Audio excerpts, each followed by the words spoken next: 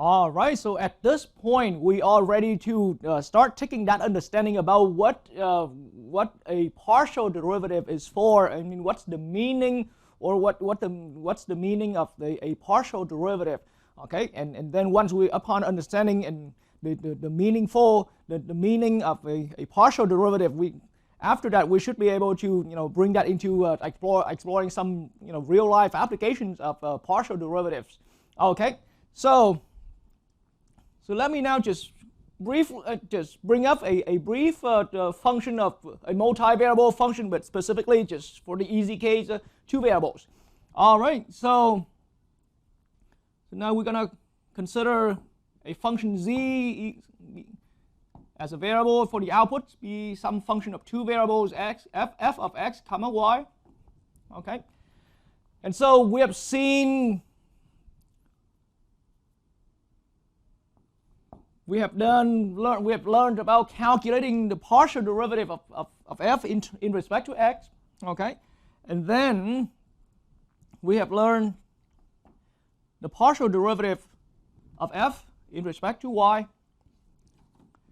Okay, and then allow me to write this a little closer to the corner of the board here. So with our function z equals f of x comma y. All right, and so now at this point, before I really explain about the actual meaning of a partial derivative, then again, as that similar advice I've had earlier, take as much understanding as you have had from your differential calculus, from your earlier understanding about derivatives into this as possible. Okay, so take as much of your past experience with derivative into this as possible. Okay, so what exactly did I mean by that? So now in the end, partial derivative of x of f in respect to x, partial derivative of f, the function f in respect to y, it's a derivative. So ultimately and precisely speaking, just like the old days when functions were still of one variable, when functions back in the old days were still one variable of one single variable, then a derivative is the instantaneous rate of change.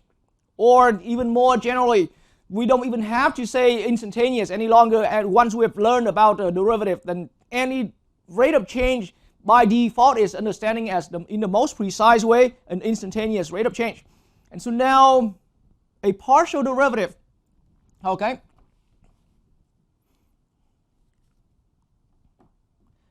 specifically in this case, I'm right now for this function f of 2 variables x and y over here, then the partial derivative of f in respect to x here is exactly like how the derivative was when it was the one variable. Then partial derivative of f in respect to x now is the instantaneous rate of change.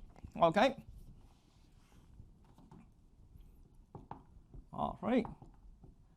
Instantaneous rate of change. All right.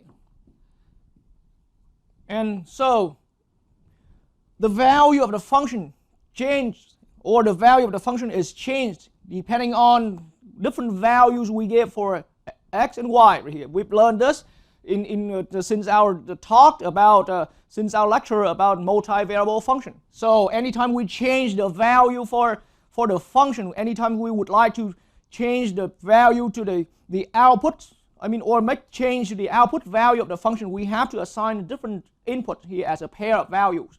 And so now I'm looking at rate of change. So the change here, I'm specifically referring to the change in the value for f. Okay, so that's why f, the partial derivative of f in respect to x, is understood as the instantaneous rate of change of the function f, okay, of 2 variables. But then a little more specifically, in respect to the variable x. Okay, now allow me to underline this term right here. And I'll be able to come back and explain even some more about that. But so now the most fundamental way to understand about any derivative is that it's the instantaneous rate of change.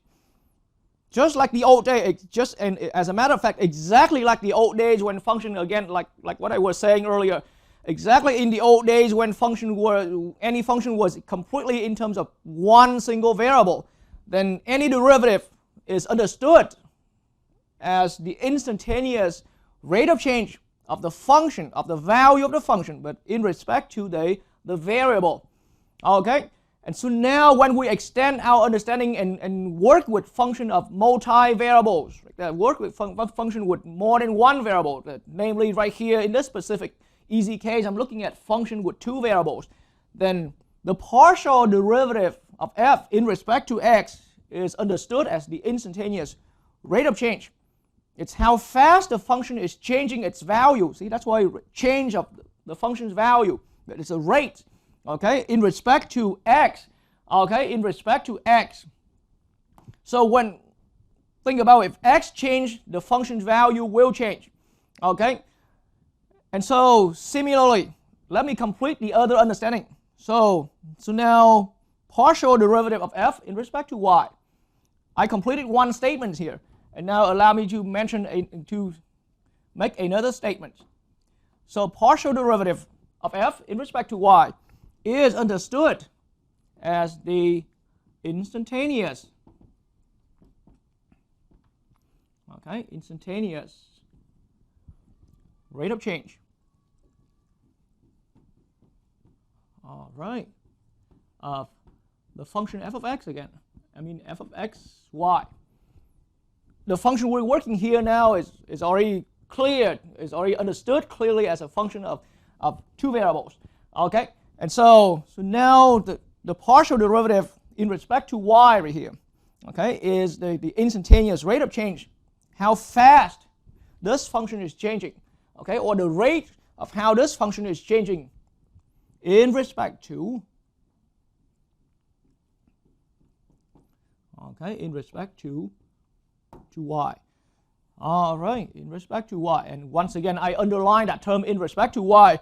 Earlier, I underlined that term, that phrase in respect to x right here, because I would like to later on come back and explain some more details about what it means there. So how is this similar? And because I keep saying it is indeed exactly the idea we've had in the old days when any function was in terms of only one single variable. So and at some point I use interchangeably between the similar or being exact. It's pretty much the same thing. But so think about in the old days right here, and I'm still gonna stay in this board, in this side of my board right here.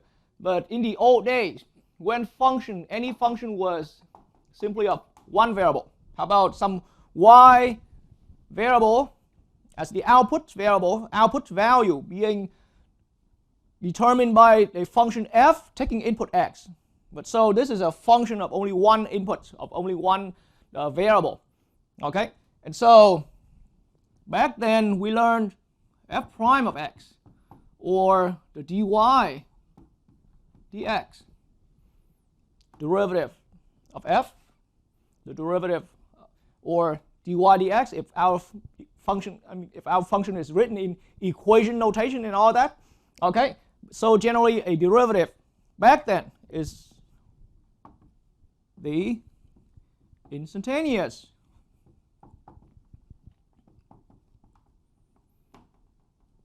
it's the instantaneous rate of change.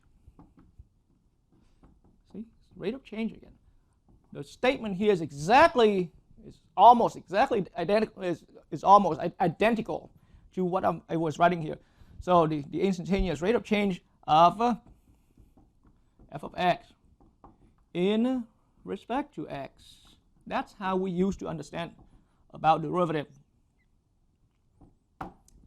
That's how we used to understand about derivative back in the old days, where any function was a function of one variable. Okay, and now look at how we extend that idea. So now when function involves more than one input variables, when a function involves more than one. And so now I'm talking about a function with 2 variables or even more, like 3 or 4 variables being involved like that. So any partial derivative is understood as the instantaneous rate of change of the function in respect to x. Okay? And then this is instantaneous rate of change of the function in respect to y variable. In respect to y variable. So here's the thing. Let me now share with anyone learning in this lesson here a little personal experience in teaching throughout my years in teaching right here about this phrase in respect to x, in respect to y right here. At least personally for me, when it comes to using the term in respect to x, it never been clear to me, at least when I was a student and then eventually became a teacher of myself right here, a math instructor of myself. I found that it is, when we arrive, I found personally that arriving at multi-variable function turns out to be the best place to understand the true meaning of this phrase in respect to x or in respect to y right here. Because back in the old days, we've seen this phrase in a very early stage of our learning about derivatives. Believe me, you grab any standard calculus textbook, okay, a textbook that's written for the formal math major, the textbook that's written for the STEM career path, or even the calculus textbook that's written for the business or social and health science students who follow. Anytime derivative is introduced, and I'm talking about even back in the old days when any function is a function of one variable, this phrase has already been introduced to your attention long ago. But in the way how I see it, that understanding has never been clear until when we start working with the function of multi-variables like that. Okay, this phrase about in respect to x, no textbook I have found really gave a clear understanding of what it means by in respect to x when function was one variable. And here's simply the reason why right here. You see, when any of the function is involving only one variable, then of course, when we measure about rate of change, then it's rate of change per that default variable.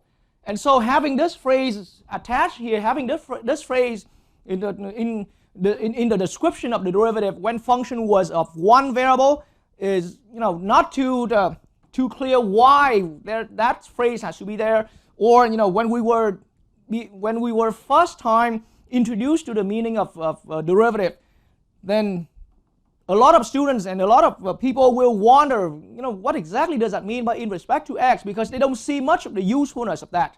Okay, because of course there's only one variable, so the change here has to be the change in respect to x, and so they don't have a real clear understanding of what it means by in respect to x, because x is the only variable in that function if the function was a one single variable function anyway. Okay, and so but we carried on. We took that understanding and that understanding stayed with us for a little while, and then now until we start hitting into the world of working with multi-variable function.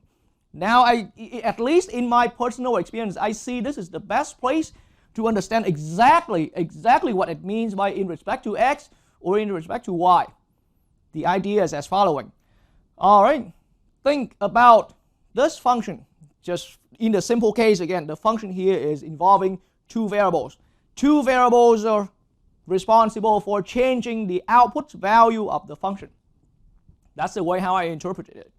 Okay, so two variables, two input values responsible for changing the outputs of our function.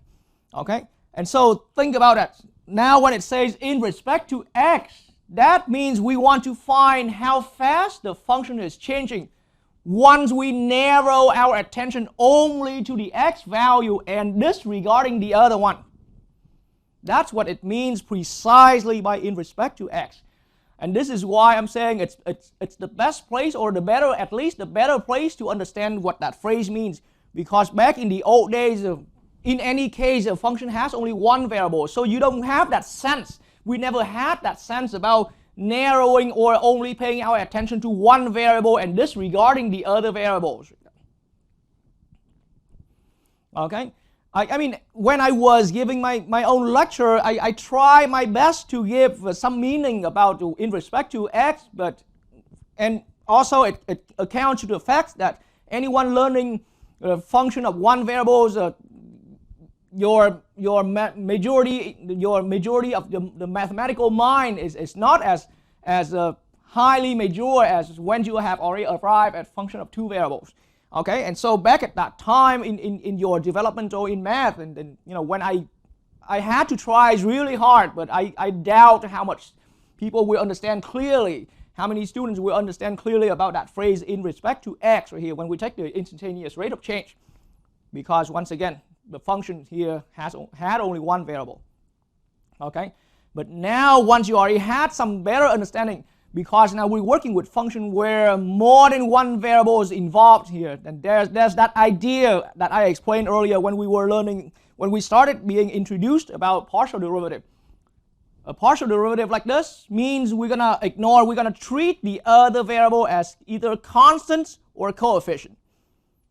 So think about, or some students brought to my attention that we can also think of that as we freeze, or somewhere here and there different ideas come up as following. We think about we freeze when we're finding f sub x, partial derivative of f in terms of x. Here we think about we freeze, we take an instance where we already assign one particular value for y. That means we freeze the y value, and then the function becomes a function of x. And then there it's a derivative that's in respect to x, clearly, because it's a derivative only changing when we're changing x. Or another way of seeing, we want to find f of x, f sub x here, the partial derivative of x, of f as a change, but only in respect to x, where we narrow our attention only to x and disregard the y, disregard the effect of having y present there. Okay, and that's what clearly means. That's what it clearly means by, you know, in respect to x. And so the same way, the other way around, but same way, but on the other variable. So now if we turn our attention over to partial derivative of f in terms of, but in respect to y, that similar meaning and that similar argument, explanation comes out again. It's a rate of change. It's an instantaneous rate of change. And instantaneous is, of course, instantaneous. We don't have to worry about that anymore. It's a rate of change. The rate of change for the value of f, okay? But now in respect to y means we want to measure how fast or the rate of how the function, the output of the function changes, but as something that depends on the y variable. So we, in this case over here, it's, you know, our mind is instructed to only pay attention to the y variable, see how the y variable specifically change the value for f, and then we're disregarding the x.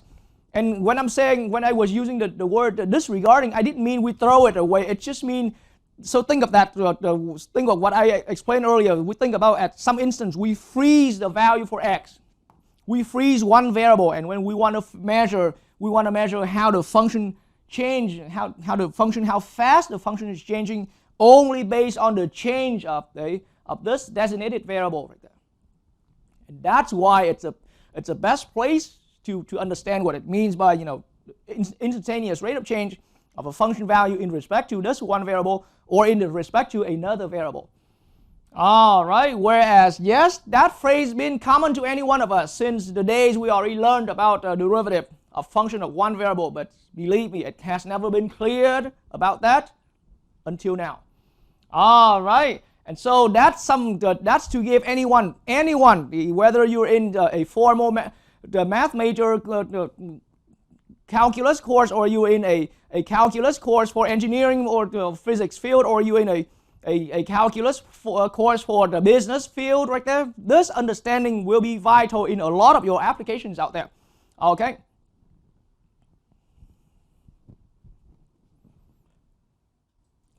All right, so now with this particular discussion I'm about to give here, this is the applications that we're heading out for the students who are on track to the business field here. All right. So after taking the understanding about what it means, or what a partial derivative means in general, okay, then we're gonna and after I gave some insight, some really in-depth understanding about what a partial derivative means, then so it's an instantaneous rate of change of the function in terms of this one variable in respect to this one variable, or the rate of change of this function in respect to the other variable. How do we see that? And again, now I'm specifically giving this in this lecture to the students who are on track to business field and or into some kind of business profession right here. Okay, and so where in our lives, tentatively that or expectedly, if you are a businessman or a business professional right here, where in your daily life, where in our daily life that we see, taking the derivative of a function of multivariable function in respect to one variable and in respect to another variable. All right, so let's explore a couple of situations, and it's a whole limitless world out there. And here I can maybe bring in about a couple scenarios like that. All right, so when I was giving the lecture about multivariable function, and then when it came to the application for business major, okay, for business professions, for business fields, then I brought in a couple of the following scenarios, and we can directly pick up on that again, on those scenarios again. So in one case, think about, you're looking at joint cost. You're looking at joint cost. That concept of joint cost, okay? So yes, you can think about your company, okay? Your company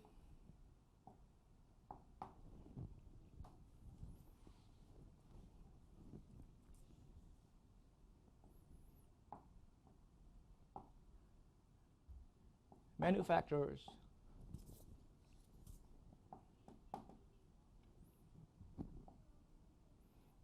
your company manufactures X units of some products X, okay, and Y units of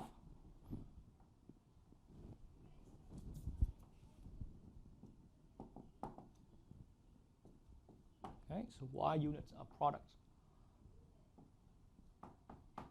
Y. So the name of the products, I call them capital X and capital Y.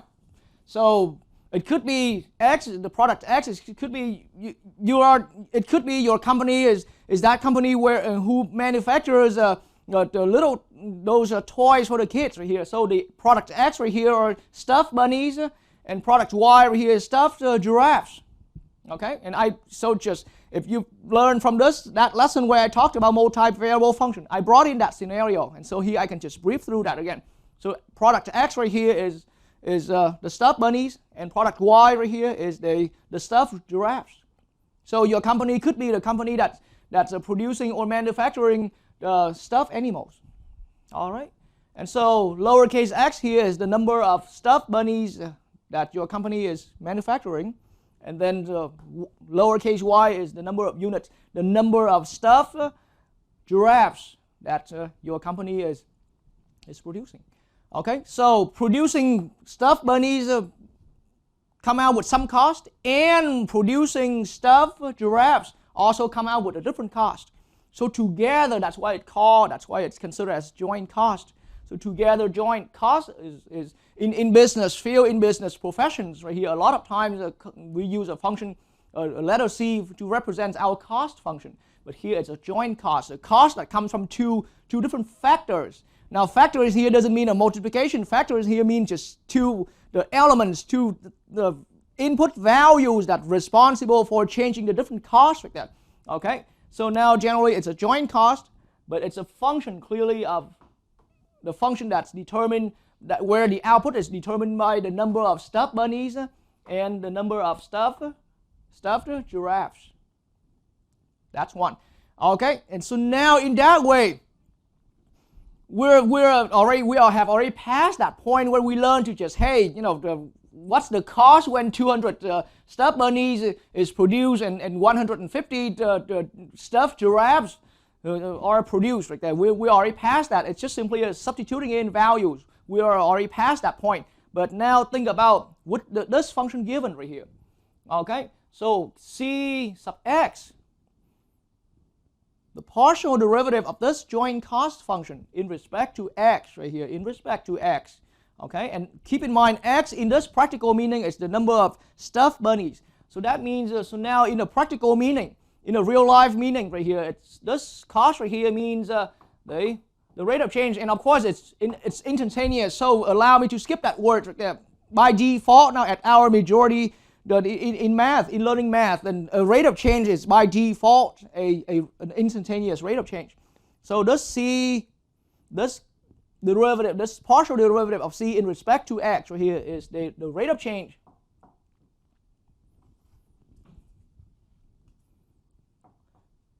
It's the rate of change of costs, okay, or joint cost, okay. Rate of change of joint cost in respect to, okay, in respect to, but instead of saying in respect to y or in respect to x, now in a practical meaning in respect to the number of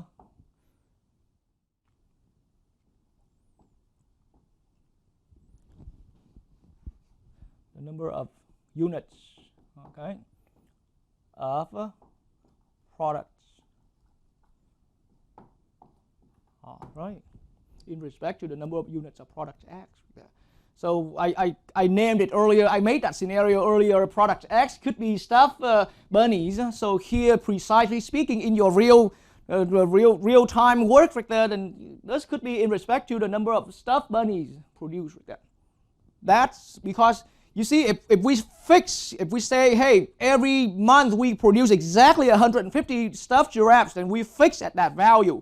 But then changing the number of stuffed bunnies in our production will still change the cost.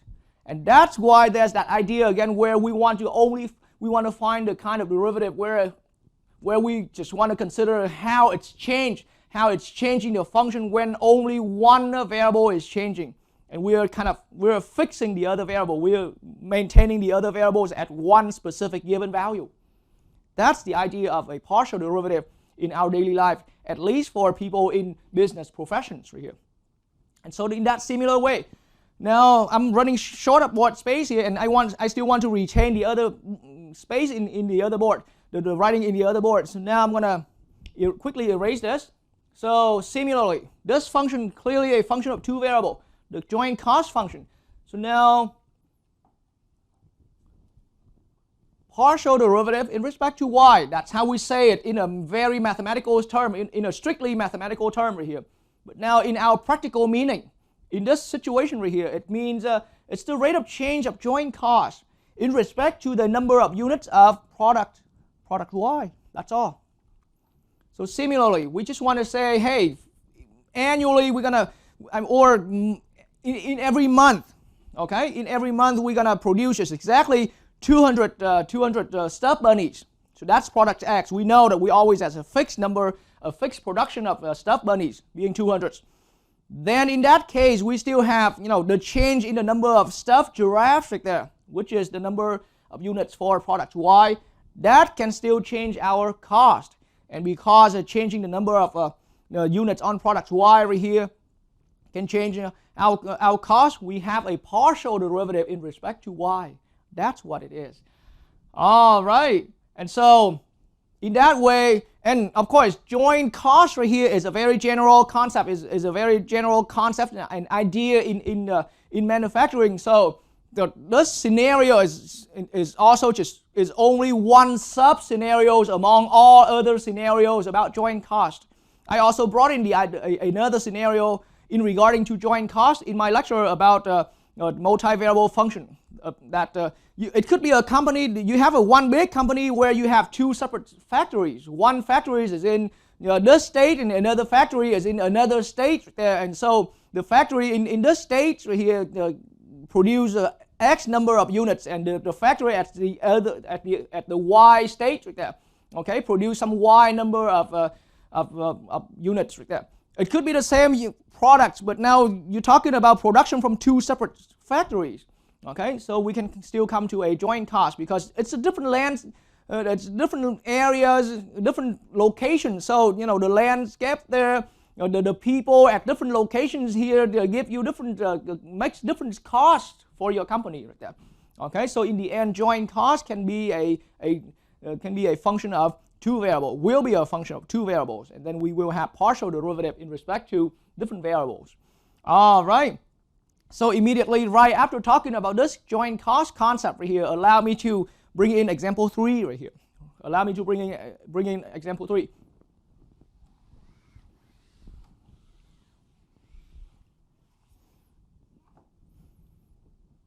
And as a matter of fact, I should have corrected this, but we are about to head into example 4 as a continuation of what we have done. So this is indeed example 4. All right, and so now after writing down this is example 4, I'm going to turn over to the computer station and bring up the worded instruction, the worded description of our example 4 here. Okay. All right, so now in the worded description of our example 4, it's saying that if the joint cost function for two products, see, there's a product X and there's a product Y right here, as I was describing in that quick little scenario, then if the joint cost for two products is given as C of X comma Y equals X squared plus 8XY plus Y cubed plus 50. All right, and so the concern now is that in this example, we don't have to worry about how that joint cost function was derived. We don't have to worry about how that joint cost function was proven. Okay, that's the job for a marketing analyst or something like that. Okay, any company we have to hire some kind of analyst to observe markets and to observe how our the markets work and to observe the customers' attraction. Okay, so that we can come up with how these the markets, how these costs can come out for each product. Okay. So the bottom line now is we don't need to worry about where that function or how that function came out from. What we do now is that once the function is given to us, which is right here, okay, we're gonna now we're gonna take this function and answer a few different questions here. So this beginning part of the example is nothing but just giving the description of our function, of our joint cost function. So X represents the quantity of product X and Y represents the quantity of product Y right here. Nothing else extra. Okay, it's just a description of the joint cost function. And now, upon understanding clearly the description of the joint cost function, then here we are ready for the question A right here. So from this joint cost function described here, we want to find an expression for the rate of change. See, this is what caught my attention. So that immediately, upon seeing that term, it will immediately bring to my attention that we're about to find a derivative. And so at our majority level at this point right here, at our level of majority in mathematics, then any rate of change, without saying it, any rate of change is by default a derivative, an instantaneous rate of change. All right, so needless to be too specific about that any further. So now back on the problem right here, find an expression for the rate of change of cost with respect to or in respect to, see, rate of change of cost with respect to the number of units of products X produced right here. All right. And so now with that highlighted information, and this part A right here still has some more to answer right here, but let's tackle down right there by the end of this first sentence right here. Find an expression of the rate of change of cost with respect to the number of units of product X produced. All right, and I had a couple highlights right here. All right, so that means on my board here, I'm going to write down the function itself, the joint cost function. c of x comma y, and that was x squared plus 8xy plus y cubed plus 50. That's our joint cost function. Okay, and then so x here represents the number of units for product x that's produced by the company, and et cetera, et cetera. And so now that find an expression that for the rate of change. So that I brought it up earlier. That means if we want to find derivative, the rate of change of cost with respect to in respect to the number of units for product x.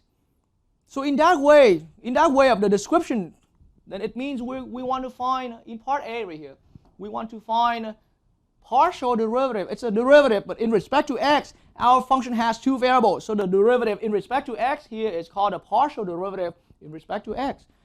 All right, and so now upon seeing that, we're clear what we need to do. Now we apply our skill in finding partial derivative. So we've learned earlier in this lesson about just the general skill, how to find any partial derivative.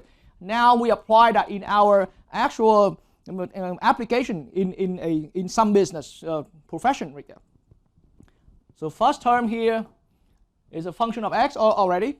So first term becomes 2x.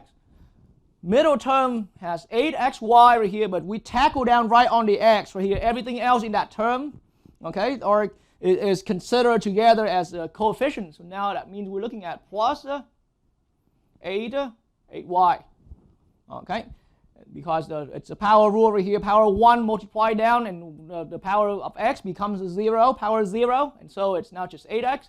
That is a constant term because no x involved. That is also another constant term because no x involved, no x, no y involved. All right, so now this is our partial derivative. Our partial derivative in respect to x. It's the expression. It's that expression. It's an expression, and you can see that this expression is still in terms of two variables. It's still involving two variables. There's the x variable and there's the y variable. That's why I still see this also as another function of x and y, a function of two variables here. But this function here is already the derivative of our cost function, the partial derivative in respect to x of our cost function. All right, so that's the expression that we found right there. So let's now look back at the worded instruction of the problem and see what else is in part A that we need to do. All right. So now in part A right here, to continue with part A, we're looking at find the rate of change. So we want to find the rate of change of the cost. So clearly we want to find how fast the cost is changing. But now when we have specifically 200 units of product X and 160 units of product Y are produced. All right, we want to find the rate of change of cost at this number of units of product X and this number of units of product Y. So that means on the board here, in what I highlighted, then that means we have X equals 200, because the number of when 200 units of product X produced, that means when X equals 200. And then on the other hand, 160 units of product Y produced, that means Y equals 160. But so here's the thing, be careful. Once we have these two values given for our two input variables, we are not going to plug that into the beginning function. Nope, that's not what it is. Because think about it, if we plug these two values into our beginning function, that will tell us how much cost at this given production level. Again, substituting these two values, substituting this pair of values into the beginning cost function is not telling us the rate of change. It's only telling us how much cost the company is paying, is expanding, how much cost at the company's expense, okay, at this production level. That's not what the question is asking. The question is asking, find the rate of change of cost at this production level. That means now we're going to substitute this into the derivative function right here. So now I'm going to find the partial derivative in respect to x, but given x equals 200 and y equals 160. All right, so the calculation will come out a lot, quite easily. 2, the rule for this derivative says 2 times the value for x, okay, plus 8 times the value for y, 160. All right, and so now I'm going to swing over to my computer station to graph an answer for this.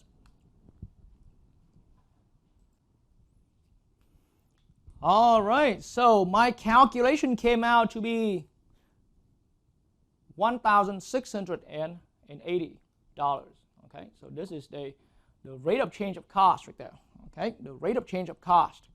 So it's a positive cost. That means cost was particularly rising at that instance. At that instance when we are at this production level, but it was rising in the direction where x was changing. All right, and that's the idea right there. Okay, so see, think about this: it's rising cost. Okay, rising cost, or cost was rising. We have rising cost when x is at 200. All right, x is the number of units of x product right there, or product x. All right, and so now we're done with part A entirely. Let's stay in the same example, but let's look over the example. Part B of the example. Okay. All right, so here we are at our part B of the example. So let's spend some time reading the question in part B of the example. We want to find an expression for the rate of change. So again, the rate of change of cost. Okay, but now with respect to the number of units of product Y produced. So rate of change of cost, okay, with respect to the number of units of product Y produced. All right, so now let's take that information from right here and try to tackle down what asked in this first sentence of our question in part B right here.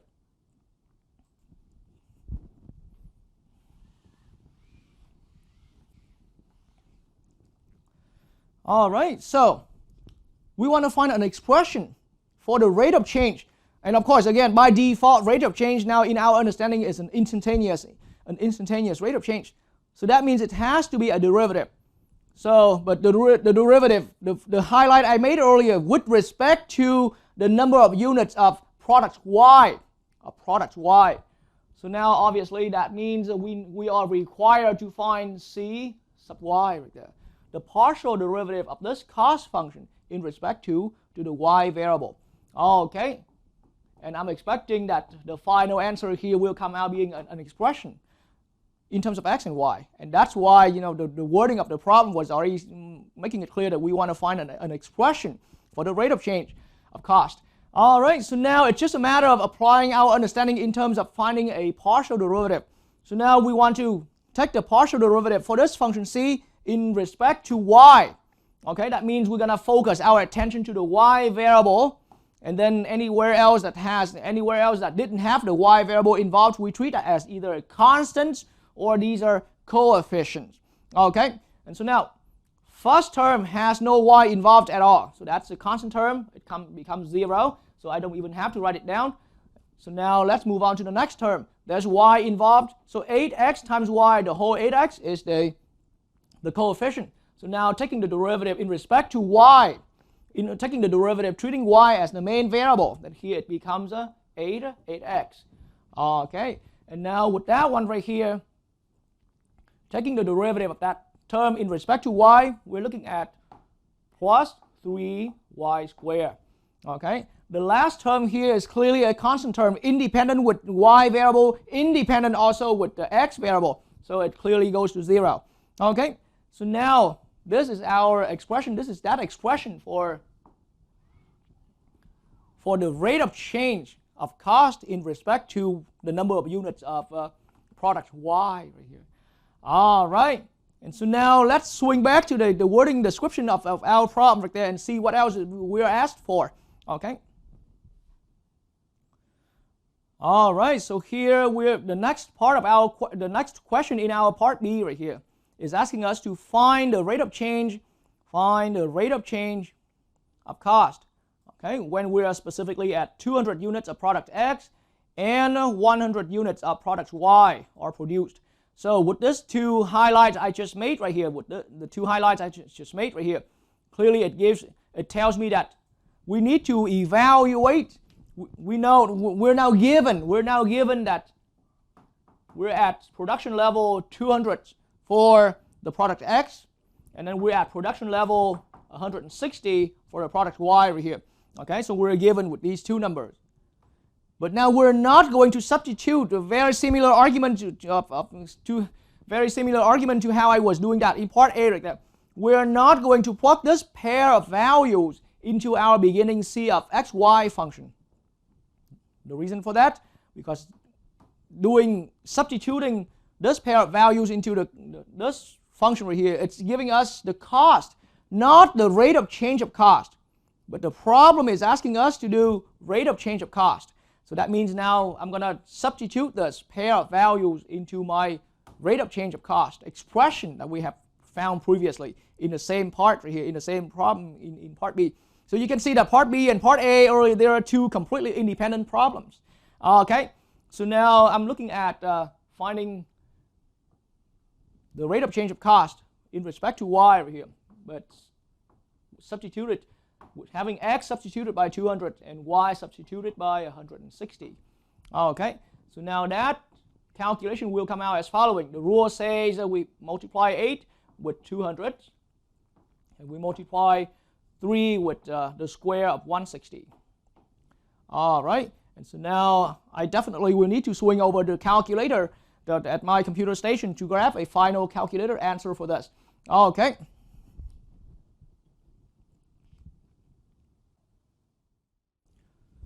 All right, so my final calculation came out to be, and let me write it down in this bottom line right here to make it better the view for anyone watching the video here. So it's 78,000, positive though, $78,400. Okay, and ladies and gentlemen, this is the rate of change of cost. Okay, so again, we can see that this is telling us that we're having increasing cost. Okay, we're looking at increasing cost when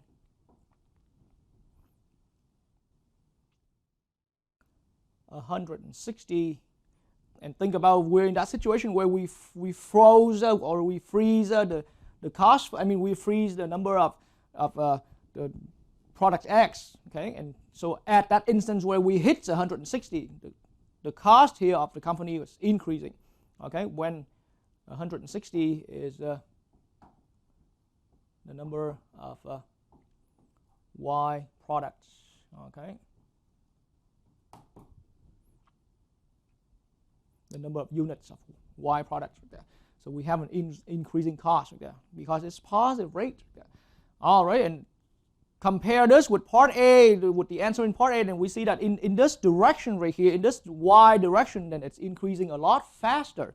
Okay, so in respect to Y right there, changing the Y values, making our cost function changing value a lot more rapidly.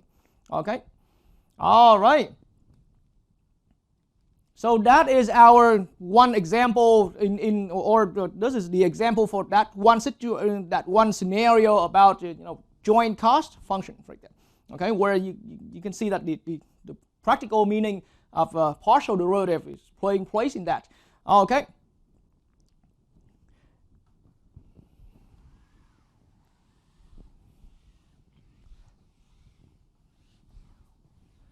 And so now, when I was given that lecture about multivariable function, I brought in another scenario where to make anyone going into business field realize the existence of multivariable functions out there. Think about a future value. A future value of an investment can be a function of the principal amount. So P is the principal amount, how much you bring in at the bank, and as well as it's a future value is a function F of dependence on principal amount, how much you bring in. So different people bring in different amounts. So principal amount with interest rate given right here. And how long is your investment term? Okay, and so as this function here as the way how it's found. It's p times e to the kt. And then a quick explanation here, but k really is the given interest rate written in percentages divided by 100. Because the idea is when you go to a bank, the bank always offer you the interest rates. It's like a 5% or a 3%. But then the actual k is a 3 divided by 100, which is a 0.03, or a 5%, 5 divided by 100 to be a 0.05 like that. And so formally speaking, when we're writing our function, we write the interest rate in decimal. That's why it's a k value. But see, so different banks offer different k value. That's why it's a variable now, clearly. Different people bring in, or even yourself, you may make different investments like that. You bring in different principal values like that. So principal value in the end turns out to be another the variable like that. And time is, of course, a variable. Okay, some investment you want to leave that for 10 years, some other investment you want to leave it for only 5 years, some other investment you want to leave that there for about 20 years. That's why clearly the future value, how much you will earn, how much your money will grow. Okay, and again, all of this detail here was brought in that lecture where I talked about the multivariable function right here. And even though if you haven't watched that, it's still, basic idea enough that, anyone with a little understanding of the financial math can still understand. And you can hop onto Google and to understand what it means by principal value and interest rate and t right here. And of course, I'm talking about continuously compounding the interest rate. So now at the bottom line, the future value can be a function of 3 variables: the p, the k, and the t right here. All right, so that's the continuous. That is a function of 3 variables. So now in that situation right here, allow me to bring you into example 5, right there, where we can utilize some problem with this.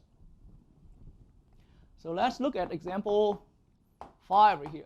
Okay, so we know that example 5 will be circulating around this scenario where we're talking about some of our investments at with some p amount of principal, and then it's a continuously compounded interest, and then the rate here is given by different banks right there. Okay, and then there's how long that investment term is. Okay, so now on the computer screen here, allow me to show the worded description of our problem.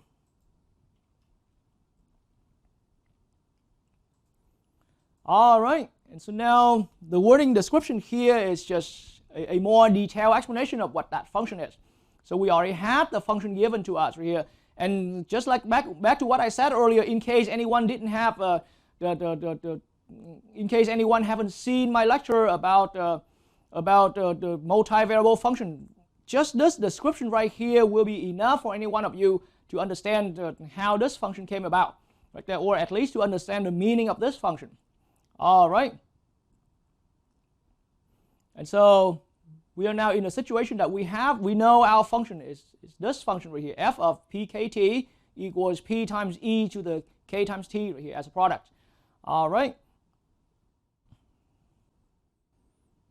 And so now, after understanding that this is our function, it's a function of 3 variables. Now we're ready to look at part A right here. We want to find an expression for the rate of change of the future value. So future value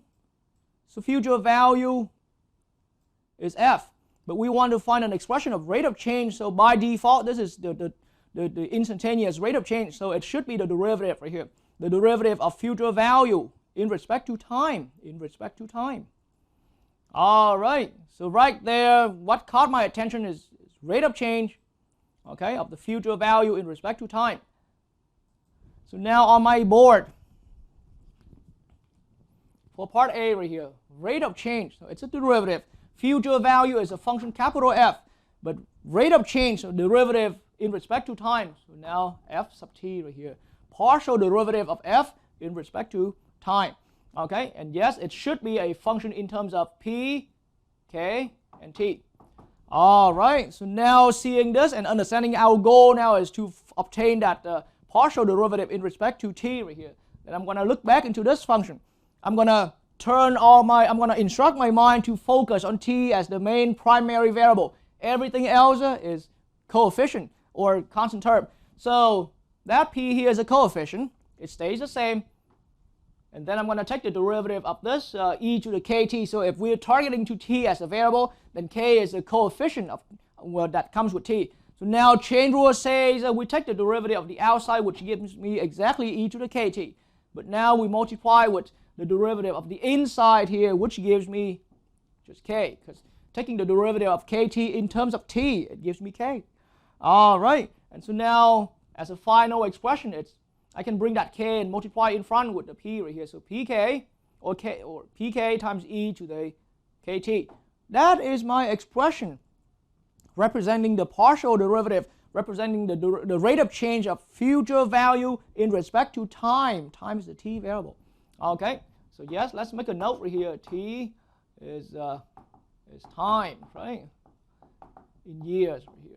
All right, and then that is p is a principal amount.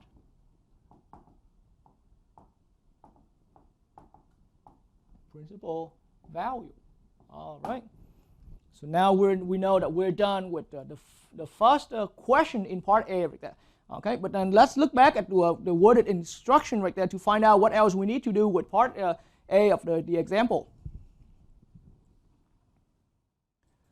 And so now in part A of the example, let's find, and so the next part of part A right here, the next question in part A, let's find the rate of change of the future value. So it's still the same that in respect to time.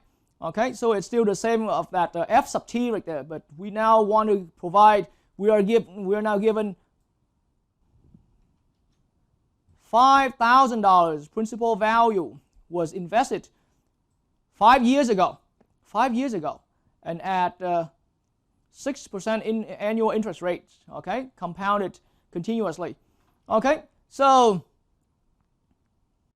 that 5,000 principal amount was invested 5 years ago. That means that we now know that 5 years ago we walked into a bank, or that person walked into a bank with principal value being 5,000. So now that's given information. Okay, the bank offered us interest rate R equals 6% annually. And then with this plan is compounded continuously, and that's why compounding continuously is a concept in business, in financial math, but that's the reason why we lead to using this function.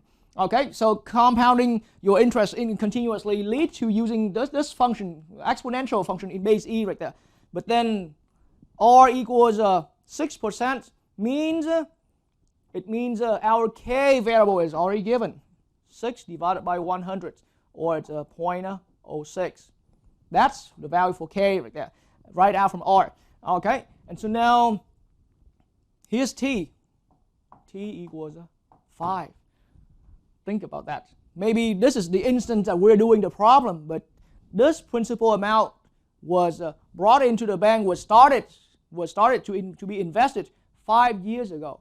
So think about that. 5 years ago means it has been 5 years gone by into the term. Okay, so now, right now at this instance, we are the future of 5 years ago. So that's why now I'm talking about we want to find the partial derivative right at this instance, okay, where $5,000 was invested 5 years ago and at interest rate 0.06, and it has been 5 years until this instance right here. That's what I'm doing. All right, and so now it's just a matter of substituting this into my function right here, okay, into this derivative function. And so I need to erase and readjust my spacing right here so that I can have enough space to write on the board.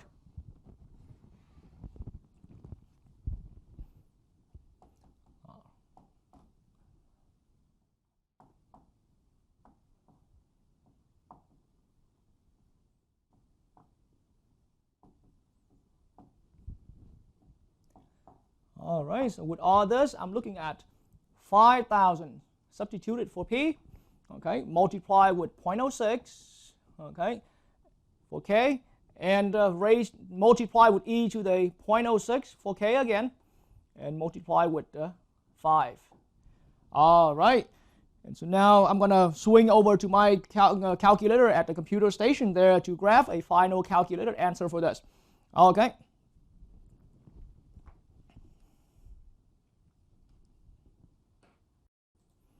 And for this problem, I figure it would be beneficial for anyone learning with me that I show the calculation steps here using the standard TI calculator. And no one is required to have this exact model of the calculator, but any other calculator being sold out there can have will have similar feature over here. So now I'm looking at 5,000 multiply with so now in parentheses, because I'm substituting value in for k, so 0.06, and I'm multiplying with my base e function. So second for this calculator, second natural log that will bring up e to the x function. And so now in this exponent here, I'm going to go parentheses again, okay, 0.06, and still in superscript mode right here, I'm typing multiply with 5 years in parentheses. All right, and now hit enter. This is the value. Okay, now this is not the future value. This is the rate of change of future value. Okay, so at this instance, which is already 5 years after we brought in that initial amount, that initial principal amount, then our money is growing at the rate of $404.96 right here. Okay, and so now I'm indicating in this narrow space right here, our final answer is approximately, okay, $404.96 right there. Okay, $404.96. But this is a rate of change. This is how fast our money is growing in respect to time.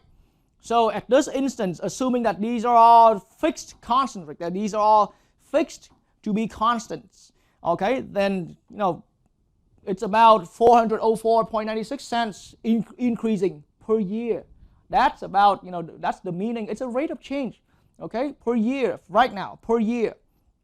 Because for now, it's a partial derivative, and I already said earlier, we want to fix these values at those given ones.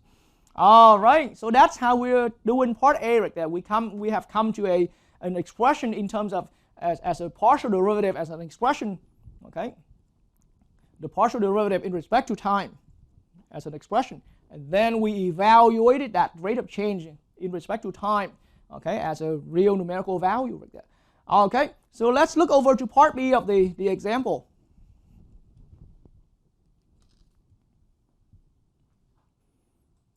All right, so there we go. We are now at part B of the example. So now with the same function and same description of what this function means right here, we want to find an expression for the rate of change of the future value again, okay, in respect to k. All right, in respect to k. All right, so just right there, we can end our reading right here and start doing some work right here. We want to find the rate of change of the future value in respect to k. But we only want to work with that as an expression. We only want to find that as an expression. Okay.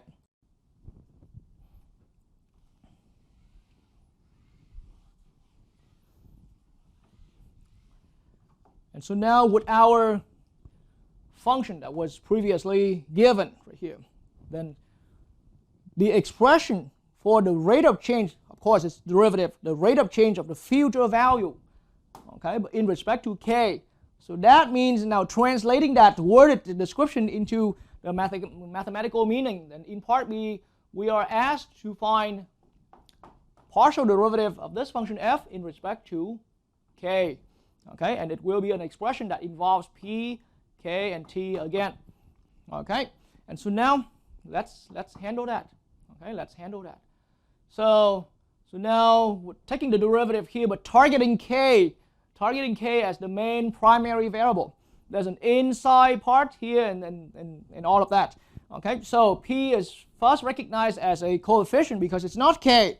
So now I'm going to look at p, and then I'm going to multiply with, so the derivative here is saying we have an outer function being e to the something. So taking the derivative of that, it gives me e to the kt. Okay, e to the kt. but now I need to take the derivative of the inside right here. Okay, that's what I keep underlining here with the squiggling line right there. Okay, but now differentiating or taking that derivative of kt in terms of k, that means my mind is telling me to focus on the k as the variable and regard t as a coefficient. Okay, so in that way I'm seeing that taking that derivative I have a t, I have the coefficient left over. Okay, and so now I can rewrite this as pt, okay, p times t times the e to the kt. That is our expression. The expression that represents the rate of change of the future value in respect to k right there, in respect to the rate. I mean, just put yourself in that scenario where, you know, in the same city, for example, but different banks offer different rates. So as we change the rate from rate right here, you know, it will change the future value. So think about that initial time when the person brought in the amount right there, right? He can be shopping for different banks right there, so they have different rates deal right there. So with this rate it gives you this, with that rate it gives you a higher value. So how fast is that rising if we change from rate to rate? Or it could also be in the same bank, but over time they may change the rate right there. Okay, so that's the idea right there. So now let's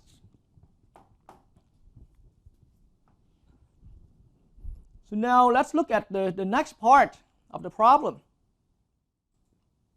So in the same problem, part B right here, let's find the rate of change of the future value in respect to k, of course. Okay, if 5,000 principal value was invested 5 years ago, okay, at 6% annual interest rate, and it's compounded continuously, and so we can this information about compounded in continuously, I don't have to highlight that because that's the reason leading to this, having this function, and I already explained that in part A. And so from what we have here, $5,000 for a principal value, and then 5 years ago, and the rate here is 6% annual interest rate. So that means we're looking at P is given to be 5,000. Okay. The bank offer interest rate being 6%, but that means k equals 0.06 because it's 6 divided by 100. Okay, and then now 5 years ago, that means at this point that we're looking at the problem, then t equals 5 at this particular instance right here. All right, and so now we have all of that information ready for work. So our derivative, our partial derivative of the function f in respect to k is here. So now I'm going to just substitute it in. So f sub k right here of 5,000, comma 0.06, okay, comma 5, that will equal, so 5,000, okay, times, now the time here is 5 years, so I'm going to put 5 here, okay, and then multiply with e to the, so the k value is 0.06 times 5. Right, and I will be swinging over to the computer, and I will also show the calculator's activity on screen right there, so anyone can follow with the calculation as well. Okay.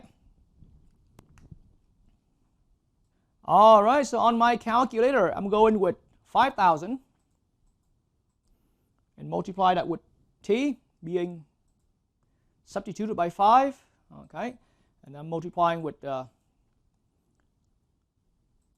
e to the x right here, but on the exponent here I'm going to multiply. I'm going to have 0.06 and multiply that there with 5 years. All right, and so now this will give me a value right here.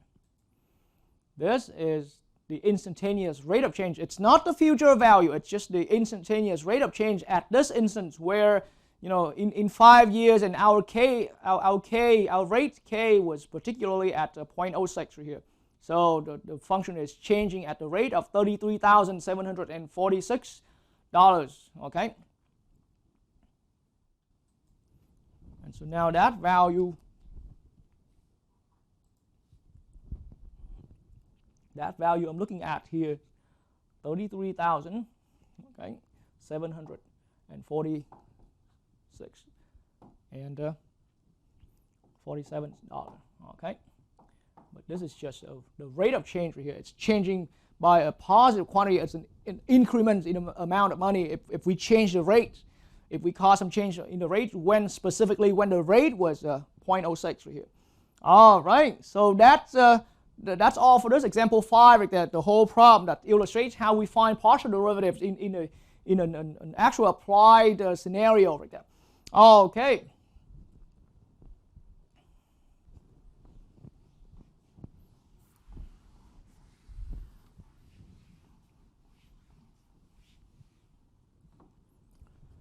All right, so we're still looking at partial derivatives, but now we're at that stage where we are ready to push it into some further understanding. Okay, some further concepts here, quite useful as well. Okay, so now when it gets to this, then as far as the actual applications of what we are about to learn must be delivered in a separate lecture over here. So right after what I'm showing here, then I can only be stopping at some examples where we learn how to directly find these. But as far as the applications, that's going to have to wait for some other video lectures that will come. Okay, so allow me to not reveal what the major thing we're doing here yet. Okay, but let's look at the following. So now we have a function of 2 variables. Ideally, it's just more than 1 variable. 3 variables will be the same way, 4 variables will be the same way, but for easy case right here, let's work with function of 2 variables. So f of function z equals f of x, y, okay? And then let me come up with how about 5x squared minus 2xy plus 4y squared. It's a function of 2 variables. Okay, and I'm just demonstrating the idea before I even introduce what it is that I'm about to show anyone watching this video lesson right here. All right, so with this function clearly of 2 variables. So how about let me ask you this, and it should be easy for anyone at this point. It's just extra practice for anyone here. You can take this as an FYT right here as well. Okay, I can ask you to find the partial derivative in respect to x for me. All right. You can pause the video, okay, and feel free to give it a try completely independent on your own right here, because you have seen the lecture here long enough about how I talked about finding partial derivative, okay. And so if I would do it, it will quickly come out just as I won't give much explanation anymore because we've been through with all this, okay. So now 10x for the first term, because we're taking the derivative in respect to x, okay? The partial derivative in respect to x, minus the second term gives me, the middle term gives me just simply 2y, okay? Because again, we're taking the derivative, treating x as the variable, everything else is coefficient or constant term. So the last term here is no x, so it just becomes 0. So that's our partial derivative in respect to x, okay? Now I can also ask anyone viewing this video lesson to find this for me. You can take this completely independently as an FYT problem, where you can try this completely independent on your own right there. Okay, and so if I would do that, it would be as the same pace as you do right there. So first term gives me a 0 because now we're taking the derivative in terms of y. There's no y involved here, so it's a constant term. We don't even need to write down 0 here. Middle term start having some y, so it becomes 2x, but minus 2x, okay? And then the last term here is a 4y squared. Taking the derivative in respect to y gives me 8y. So yes, I hope your answer should agree with mine right there. Okay, but now these are 2 separate partial derivatives. That is the partial derivative of f in respect to x. This is the partial derivative of f in respect to y. All right, so think about the old days. Think about the old days that we were doing. Think about the old days that we were doing derivatives. So if we had a function f of x, y equals f of x, a function of 1 variable, that's what I meant by the old days. Those days before we got into working with functions of multi-variables. Okay, so a function of 1 variable. So we learned how to take y prime, okay, or dy dx. And then we extended our understanding into taking y prime prime. Y double prime is a more formal way of calling it, okay, or d square y over d x squared. Second derivative, ladies and gentlemen, second derivative, or more formally, second order derivative, okay, second order derivative. All right, with that. So that's where I'm about to take anyone learning the lesson into right there. And then from in that way of what we've learned previously, we can also take y prime prime prime, or formally y triple prime, okay? Or as a notation, you can also write d cubed y over dx cubed, and so on, so on. This is third order derivative, or the third derivative in short. Okay, so the idea now is that can we do the similar thing with partial derivative? Okay. So now right from here with your partial derivative of x, from this function we found partial derivative in respect to x. We already found that. Okay. What if I now ask anyone, and let's separate that into separate world here. There's a world that's based on the partial derivative of f in terms of x, and then there's the partial derivative of f in respect to y. So how about let's separate that into two worlds like this. So in this corner right here, allow me to bring in the following. Now if I ask you, how about f of x? Okay, well that's the one right here. But now I'm going to put an additional x here. All right, so what does that mean now? It means see, there are two x's now, right? So if we think about, logically speaking, if we think about this primarily f subscript x right here was that previously found partial derivative of f in terms of x here. Then so with this extra next step right here, then we think about it's the next generation, So that means right from this already found, right from this previously found the partial derivative in terms of x right here, we're going to find another, so we're going to treat that as a function, and then we're going to find the second derivative, but second partial derivative in respect to x. The name is starting to get long, so I don't even want to write it down anymore. It's all about partial derivative, but we take the next level, the next generation. So here we tackle down right at that, and now we want to take the partial derivative of this function right here in terms of x. All right, and so now that instruction now is telling me that I'm going to focus on my x variable as the main variable. Everything else is constants or coefficient. So that means the first term here, it has x, and x is the variable, so the first term gives me 10. But the next term here is only giving me a 0 because there's no x in here, and we want to find the partial derivative of this function in respect to x. Okay, and so we're done with that. And now I'm going to erase out that underline right there. So f xx right here is a partial derivative. I mean the second partial derivative, and understand what it is at this point. Understanding what it is much better than just making me say out the name and the name, because it's way too long for the name. It's partial derivative of f and of f, way too much. So just f xx right here, it means we take the partial derivative of this fx in respect to x. Simple enough, and you have a clear understanding.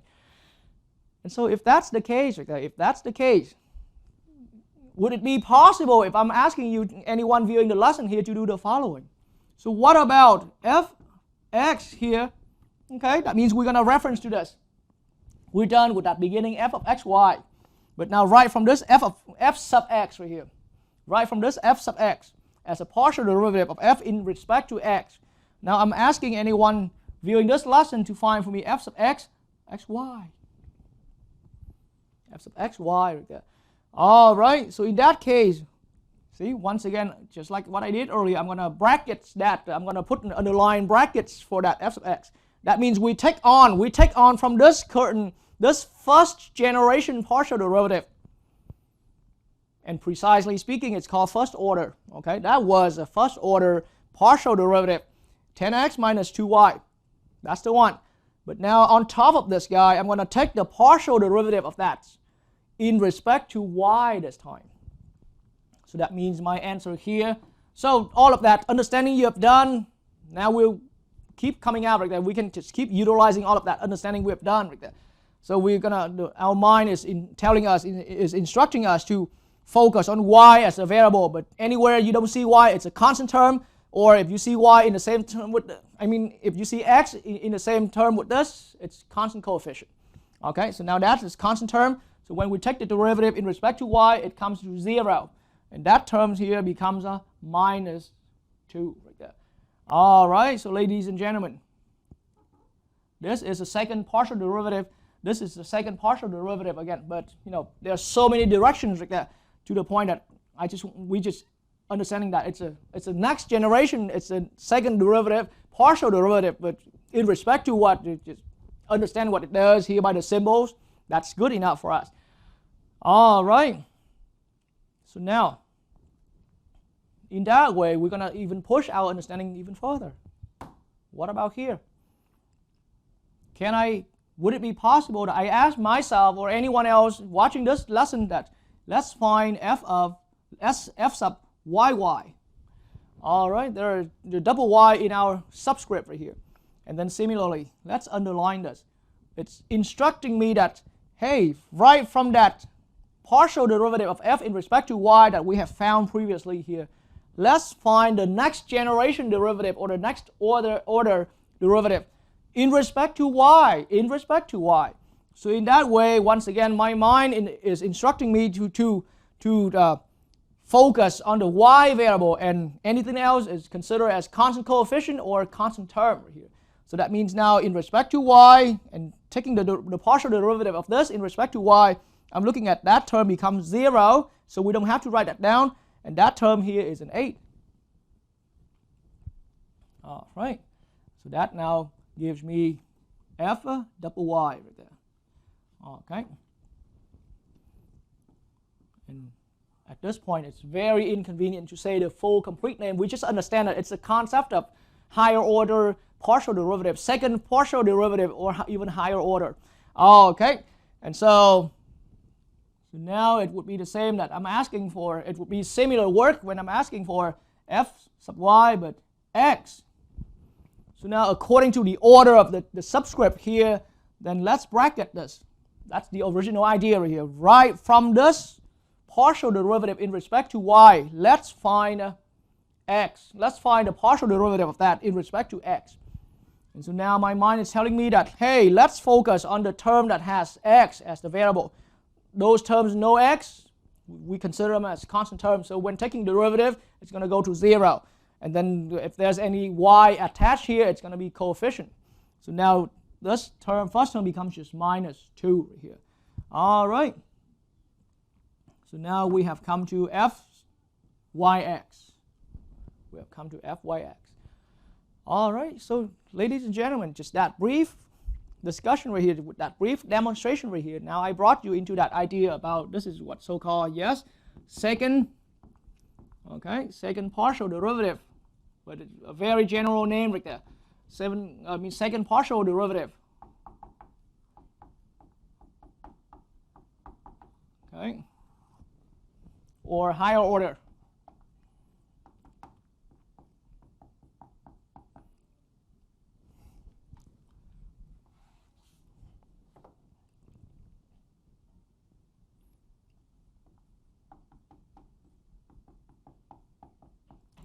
Higher order. Okay, we can even do fxxx or fxxy and so on and so on. Okay, but that's just basically the idea. You have spent a good significant amount of time building your foundation in finding the first partial derivative, first order partial derivative, and so now finding second or higher order partial derivatives will come a lot easier. Okay, so let's immediately, so once you've had that understanding, let's head into some example. So for the symbol here, before we get into some example, I just want to point out a little bit about the symbol over here, but it's not too oftenly used, especially for students who are going into the business major right there. Okay.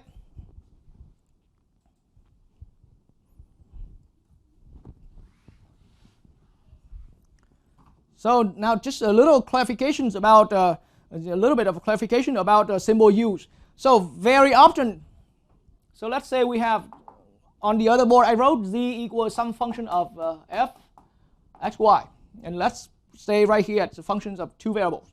Okay, and so yes, throughout, I mean, for my style, a lot of time I just stick with, and that's the same with many textbooks and professors out there.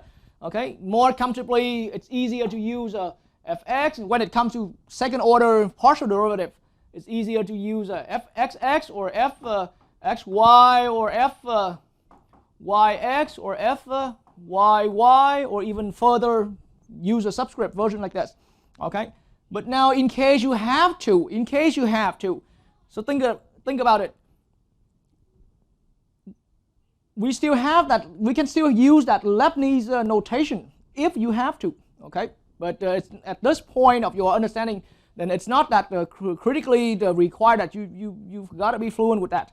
So when I was pointing this out, I mentioned that earlier. This was the derivative, the partial derivative of the fx right here in respect to x. And so I put that brackets in there to indicate there's an order of work right here. So we gotta find that f sub x first, and then out of that f sub x we find it's f sub x, not f of x. Okay, so it's f sub x, and then we find the partial derivative of that in respect to x in the next step. And so now just the f sub x itself here, we already learned that it's a in Lebanese notation, treating z here as the function variable, then it's a d dz dx. That was the f sub x. But now to indicate it's a second derivative in respect to x, again out of this first partial derivative, then we're gonna take that. Think about the order of the work. We're gonna differentiate, and then in respect to x again. That's the idea. Okay, and so that means we can conveniently rewrite all of this. I mean, it's not fraction. It's not really fraction right now. It's just symbols, but we can utilize that to make it similar, to make it work similarly to fraction. So we got d and z right here. So we write it as a d square z, but it's not really fraction. Okay, but it's just because we got two d's kind of in the numerator. This is indicating that we differentiate again. We take the derivative again in respect to x. For that, okay, and then in the denominator we got dx, so it's going to be a dx square, or so that's one way, or you can use a d square z and then dx. Quite a few different ways like that, and that's why it's never been standardized. So I hesitate showing this, but you know, I feel guilty myself if I don't show my students. Okay, but just for you to know. So in that same way right here, when your equation, if you have to use a Lebanese notation, or at least when you're working with a problem where it's given in Lebanese notation, then you won't be shocked. How's that? Okay, so fxy right here, remember I mentioned this is the order right there. So that means you got to find your dz dx first. But then from there, we're going to see that next generation, we think about it's d dy. Differentiate whatever we already had in respect to y. And that's why now putting the symbols together, see, two d's right here. So it gives me a d square z. But in the end, it's really not multiplication of fractions or anything like that. Okay? It just works analogously to fractions. So now we got dy dx. So there's a dy dx there. All right, that's how it works. So it's a little bit, see, it's a little bit backwards in this way right there. Be careful with that. All right, so now similarly here, the order is indicating that we first have to find dz dy according to the order that I brackets that first, and then we differentiate again in respect to x. And so now with that, here it's d, but dx. So the order comes out here is d square z, the final notation, over dx dy. Okay, and then with that last version, of course, with that last version, I'm a little bit running out of space here. So with this last version, there's that brackets indicating the order. So now I can do very narrow space here. dz, dy first. Okay, and we differentiate that again in respect to the y variable. Okay, and so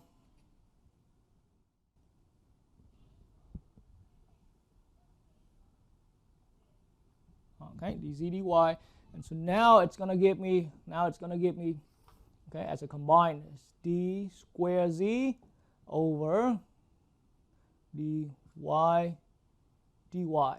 Okay, dy. All right, or you can write that as dy squared in the denominator. Okay, so that's just a brief, and you can use this for, but it will get really too much. It's going to get really a little too much when it gets to third derivative and all that. That's why, when it comes to the higher order derivative, higher order partial derivatives, then most of the time people, professors and math instructors and mathematicians out there, they mostly stick with these more convenient symbols. Less time writing it, and it's still clear. All right, but now at this point we are ready for getting into some examples right here. So now allow me to erase this.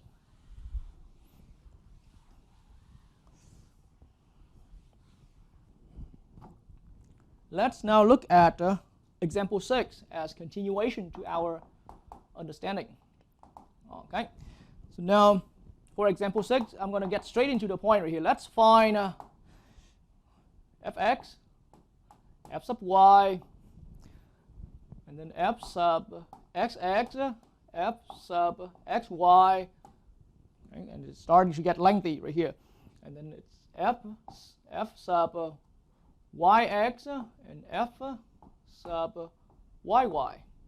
Allow me to still leave everything on the other board there, because I want to make some further the clarification, okay, some further detail to enforce your understanding. Okay, so this is mainly what we need to find right now. So now part A and part B and part C, I'm just going to simply give out the different functions.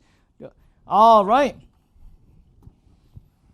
Let's write this a little higher up so that we can have more space to write. So let's look at our first function here. All right.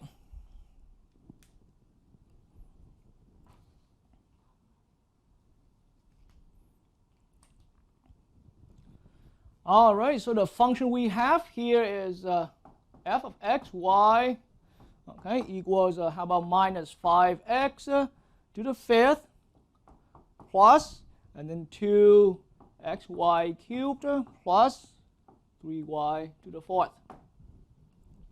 3y to the fourth. Okay, so allow me to split things into two columns like this, right? After writing down my function, it's a function of two variables. Okay, and I'm going to split my space here into two columns because I don't want to go back and violate the other board space. I want to use that, so whatever I wrote there for later, some later purpose. But now, see, a lot of these, in our understanding now, a lot of these came out from building up these two first order partial derivatives. And so that's why now on the left space, how about I'm going to do fy, and I mean fx. Okay, so fx comes out easily. See, take that derivative in terms of x, minus 25 x to the fourth. Middle term gives me, now that is really the only x part right there. That is, I mean, this is x variable. 2 and y cubed right here is the coefficient. So now it's going to give me plus 2y cubed. Okay, 2y cubed. And then you can verify me on that. And then that last term right here has completely no x, so it's a constant coefficient. So I found my f sub x. That one's done. Okay, and now how about I'll put that check mark right there. And so I'm going to move on in my list. I'm going to find this one here, f sub y, the partial derivative of this function in respect to y. So I'm going to write the right space right here, f sub y. So in this function of mine, first term has no y, so it's a constant. So taking the derivative in respect to y, it becomes a 0. That middle term here has 2x y cubed. So the y cubed here is a function of y, but then the 2x here is nothing related with y. They are together coefficient. So here we're looking at 6x y squared. Okay, 6x y squared. And then I'm going to add, and then the next term here is very simple, just like the old days right there. So it's a 12 y cubed. But that's how I found my f sub y right there. That's how I found my f sub y, my partial derivative of f in terms of y. Nothing unusual. It's just everything we have learned so far. And now I'm ready. And now I'm ready for these later ones right here. So that's why now these, remember, we have to know f sub x first, and then we take the derivative in terms of x. Again, the partial derivative of that f sub x in terms of x. That's why I will put the work here in that left column, because it needs to come out from this previously found one. It's just my style of organizing the work right there to make it easier for me to work. You can learn from that style of organizing the work, or you have your own way. Okay, but I feel it's good for instruction purpose. So now f of xx here, now we are ready to find that right from what we have previously found in this column right here, right from what we previously found for f sub x minus 25x to the fourth plus 2x cubed.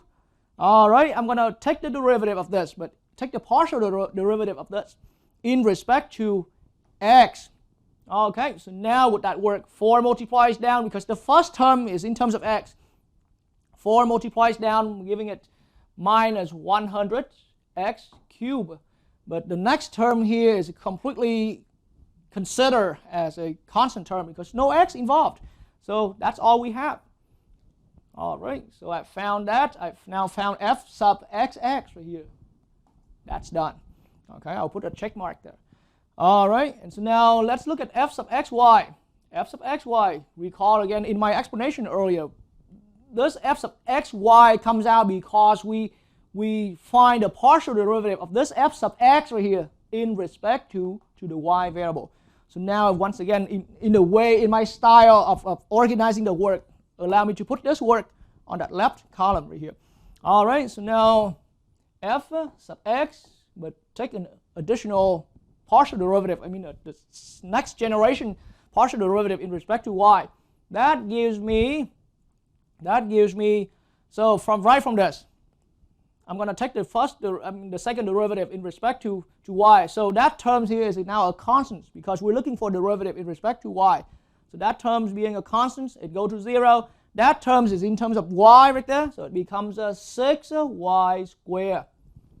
We're done again for f sub f sub xy. There's f sub xx and there's f sub xy. All right, and so now let's move on, okay? So we're done with that one.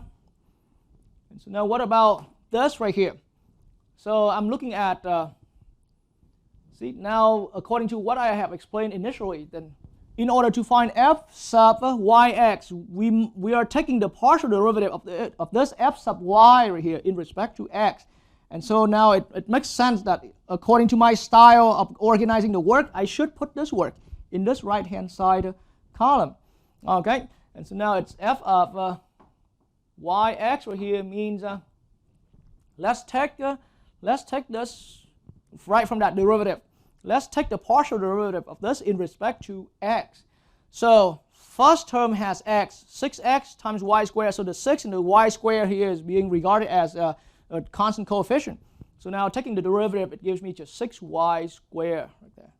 Okay, and then the next term here is completely independent with x, so it goes to 0 when we take the derivative, partial derivative in respect to x. We're done again for another one. So the work should be fast now at this point. F sub yy makes perfect sense to be in this space again, because we need to find, according to the work, we need to find f sub y first, and then take the derivative again in respect to this next variable. So now from my f sub y that previously found and written here, I am going to take the derivative in respect to y. So first term gives me, see, I only need to focus on the y. Whatever else is coefficients or constant term. So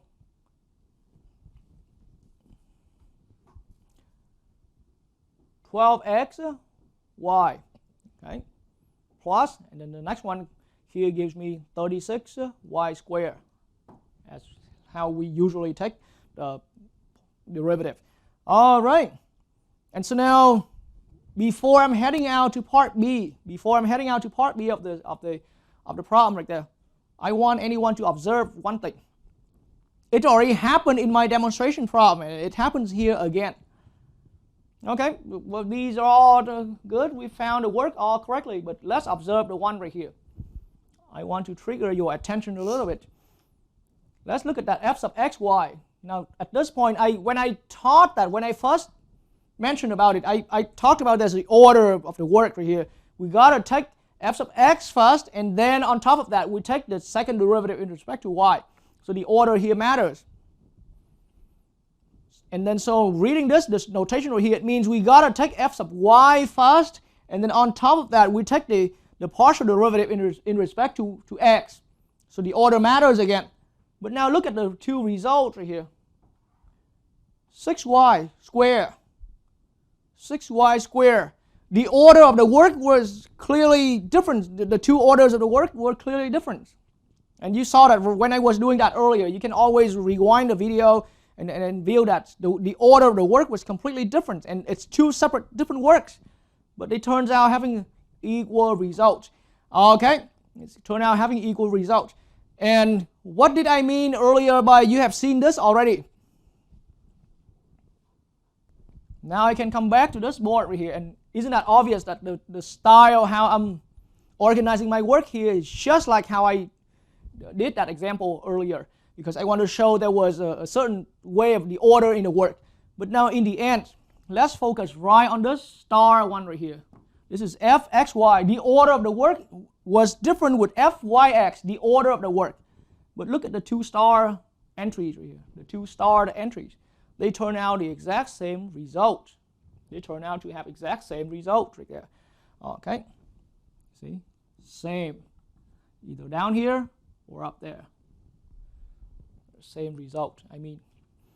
So, before I dig further into that, let's do some more examples for you to get comfortable with this particular skill right here. Okay.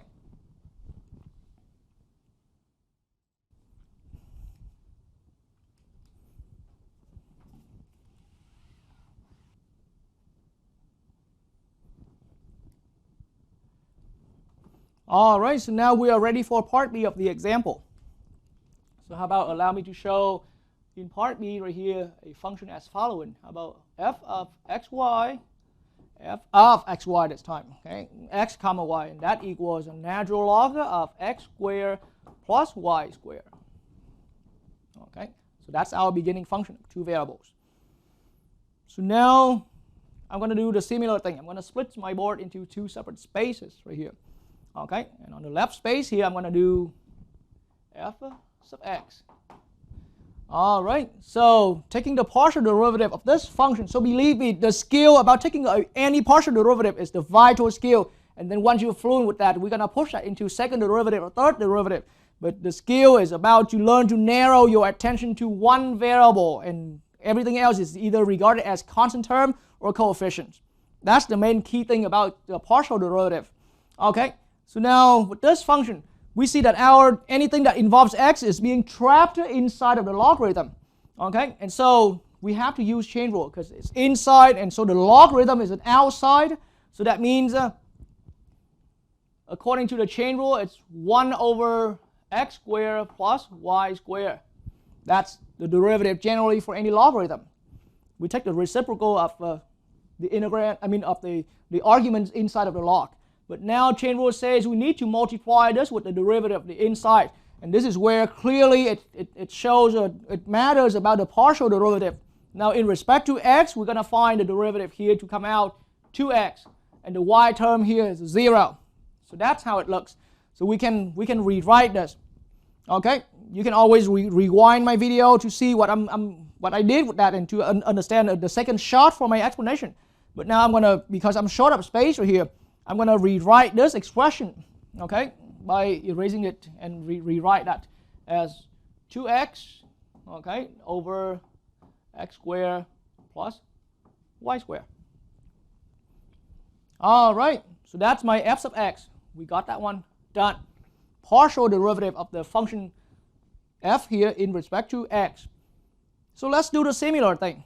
So my f sub y, partial derivative of this function in respect to y, yes, outside function is logarithm, so it's 1 over the whole thing inside of log, x squared plus y squared, it's being in the reciprocal, being in the denominator.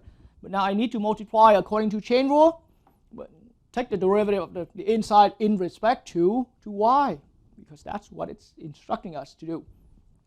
So now it's a 2y. Okay, and so now I'm going to rewrite this as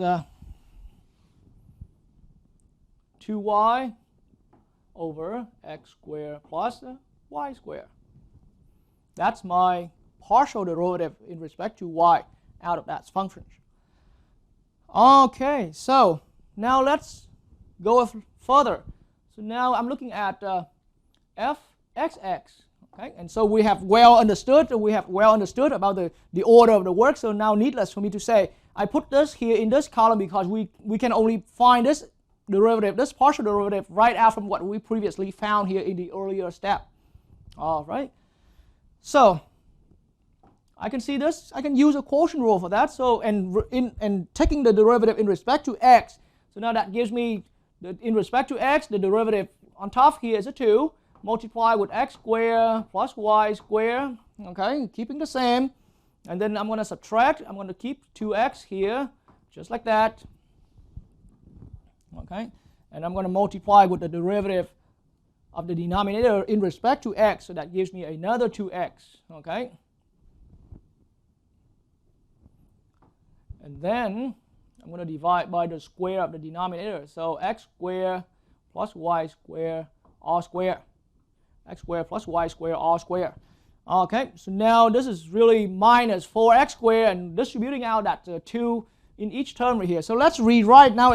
We're done with taking f(xx) right here. It's just I'm going to rewrite the expression here to make it look cleaner. All right, so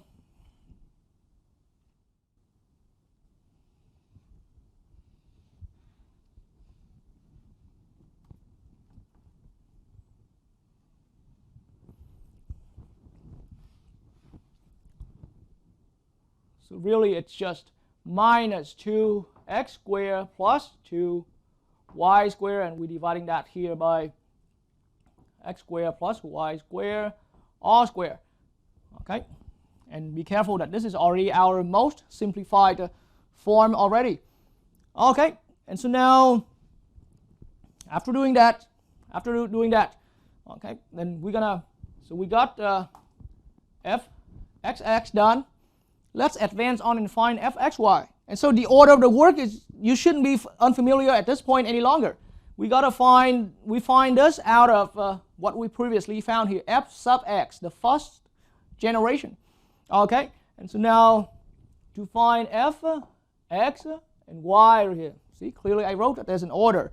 So now I'm gonna find the partial derivative of this in respect to y. So we can see this as a quotient. Okay, using the quotient rule, but then a little more to make it a little more easily, we can see this as, because that is just a coefficient. There's no y here involved in the 2x right there. So we can see that as so scratch work. How's that?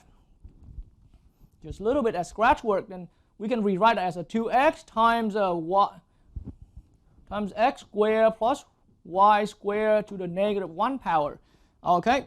And so in that way, keeping this as a coefficient, then taking the derivative, it gives me 2x times a negative 1, because the power multiplied down, the quotient, the chain rule. So x squared plus y squared to the negative 2 power, but multiply with, now we have to multiply with the derivative of the inside right here. Okay. And so now the derivative of the inside, it gives me 2y. So I have that here because of the chain rule. That part right here is completely out of the chain rule right there. So now rewriting this expression in a final form right here, I'm looking at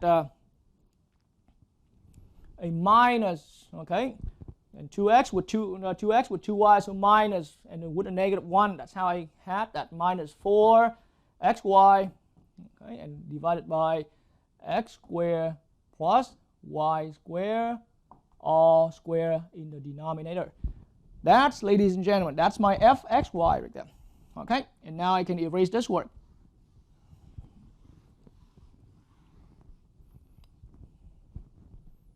And now I can erase that word. All right, and so now we're done with that one. So there are just two more, and we're completely done with this example. So this f of yx, the order is making it clear right from what we previously found right here. Let's take the derivative in respect to x this time. Take this partial derivative that we found previously and find another partial derivative out of that in respect to x. Okay, so now again another scratch work here. Okay, another piece of scratch work right here. So I can see this as 2y, but multiply with x squared plus y squared to the negative 1. That's how I see this partial derivative in respect to y here. And then in order to take the derivative of that in respect to x, I'm gonna find the derivative as following. See, I see this as a quotient. As a coefficient right here. So coefficient 2y stays the same. Okay. Chain rule says we got an outer function being negative 1, so negative power, multiply it down. So the whole function here, x squared plus y squared, is raised to the power negative 1 minus 1, which is a negative 2. Okay, but now chain rule says we need to multiply with the derivative of the inside here, but taking the derivative in respect to x. So that's now going to be just 2x. But now, hey, let's look at that again. 2y times 2x times negative 1. That's in the numerator. And then that is to be put in the denominator as a square right there. Okay, so now I'm ready to erase this and put our final partial derivative here in its place right there. All right, so for this column, I'm looking at f of yx to be, all right, so now minus 4xy, okay, divided by x squared plus y squared all squared. Okay, and I will get back to address what's special about these, even though you may have seen that, you may have realized that already. All right, and so now let's find fyy. So right from here, we take the quotient rule, okay. In respect to y, take the quotient rule for derivative in respect to y, so that gives me 2 times the bottom one here, x squared plus y squared, okay, and then minus, and now I'm leaving the 2y the same, and I'm taking the derivative in the denominator here in respect to y. So this is our main focus, that's constant. So it's giving me another 2y, and all divided by x squared plus y squared all squared. So now we can think about distributing out that 2 for each term here. And here it's going to be a minus 4y altogether. And so now I can rewrite my derivative here as, my partial derivative there as 2x squared positive 2x squared minus 2y squared. That's my fyy, that I've got it done. All right, so we're done with that, and we're also done with this. All right, so again, now after we've done part B, what's special about, there's a reason why I put these in separate columns, and now I want you to particularly focus your attention to this. It's just a little useful understanding that once you have caught it, will be useful in a lot of places. Look right here, this f of yx. I emphasize so clearly, they are different things, they got different order. The order of the work is different. We did different work to get to that answer. We did different work to get to this answer. But now look at their results. The final answer here, they are exactly equal. They are exactly equal. And once again, that's making it very consistent with what I have pointed out from this demonstration example right there. All right, so ladies and gentlemen, as far as the example 6, where I set you into the proper steps of finding the second partial derivative or even higher, okay, then we're done with example 6. But now, right out from example 6, we drew the following conclusion that could be quite important. It takes another video lesson, a separate video lesson, to utilize this understanding that I'm about to point out right here. Okay, because so now once I pointed out, we're about to end the lecture here without digging much into the application, the usefulness of that. But just be aware that we have found the following property. It was right here. So we come to the following generalization or conclusion. F of xy will always come out equal result with f of yx. This is one important realization right here. It's proven. It's well proven. It's well proven. It's just here for our direct purpose right here. We don't need to dig too far into doing a formal proof, other than we already realized that throughout 3 examples. 2 problems I did in example 6, and 1 problem I did right here in the demonstration example right there, in the demonstration problem. All right, and so now I can erase this work here.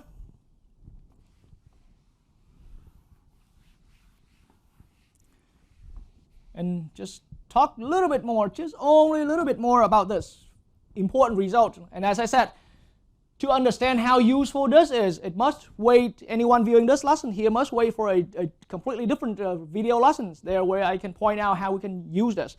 But as far as this, if we connect back to what I have discussed earlier as far as in terms of the Lebanese notation, okay? And how about let me write this in the upper space of my board here. So we will always have f of xy equals f of yx, okay? That's a very fundamental, very important realization right there. And so let's put a big star here to honor our discovery. So from that discovery, here's one consequent thing. See, recall I spoke earlier, I pointed out earlier about the Lebanese notation. So if we have our function written as z equals some f of x and f of xy, and there could be even more variables. Okay, and so the f of xy right here, specifically when I was writing it, I was writing that as dz, and then find the f of x first, right? So we gotta find a dz dx first. Okay, and then on top of that, we take a derivative of dz dy on that, and dy on that, and that's why we ended up with d square z over dx dy right there. I mean, I even read that backwards, but the way how it wrote is dy is on the left and dx on the right hand side. And then when I was deriving this, so that is corresponding with this symbol. And then when I was earlier deriving this part right here, I wrote eventually d square z over, and then so we took the z dy first. So I write the dy here, and then we take the dx again on top of that. Okay, so here d square z over dx dy. If we're reading from the left to the right, here is dz square over dy dx. If we're reading from the left to the right, and that notation is corresponding to this particular part right here. But now here's how important to that. So you see, when I was writing it down earlier and anyone was following along with me, you immediately came into the worry. It's so hard to distinguish because too many cases. But now here's one thing, with the one usefulness of realizing this. Upon realizing that these two are equal, then now it doesn't matter if you write it in this order or you write it in the other order. Same result. That at least one usefulness we have found so far, that it's release that worries about keeping track of the order is so hard, but it's not that bad. All right, but that's all I would like to introduce about partial derivatives here. Okay, and especially I would like to focus this video for the viewers who are on track to heading out for the business field or a career in financial and economic. All right.